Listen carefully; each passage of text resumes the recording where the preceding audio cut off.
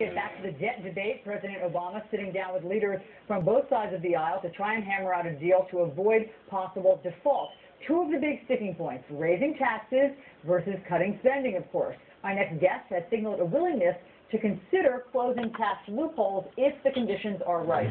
Wyoming Senator Sen Barrasso serves on the Republican leadership team as vice chair of the Senate Republican Conference. Hello, Senator. Hi, Allison. Thanks for having me. Pleasure. So the meeting between the president and these top congressional leaders got underway about an hour ago. Is it your sense that they may strike a deal today?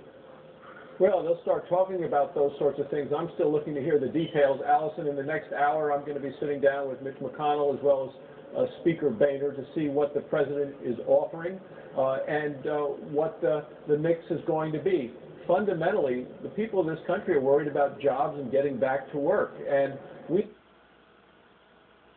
too much. To me, that's the problem. It's not that we're taxed too little in this country, it's that Washington spends too much. Yeah, you know, it seems as though both sides were getting closer to each other. It was reported this week that President Obama is open to making some sort of changes or cuts to entitlements, namely Social Security. Are you encouraged? Well, I am encouraged because we know the entitlements of Social Security as well as Medicare are really the tidal waves that are coming at us financially. Also, we need to strengthen those programs, not just for people that are currently on them, but for the future. So I'm encouraged to see the president at least willing to address the needed changes in Social Security as well as in Medicare. But now, in exchange, it sounded as though the president wanted revenue increases. Some people call those tax hikes. Are you open to making a deal like that? I want to see revenue being increased through having a vibrant, robust economy, putting more of these 14 million people who are looking for jobs back to work, then they're paying taxes, and that'll increase the revenue coming in.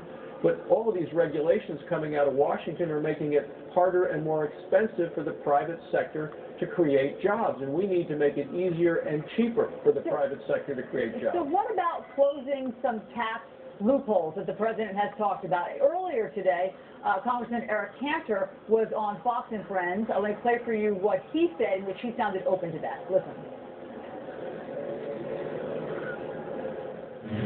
We don't like loopholes and preferences. It's not good for overall economic growth. We want to bring down rates and reform the system, but if he wants to plug that loophole, we got to see offsetting tax cuts somewhere else, because the priority is jobs.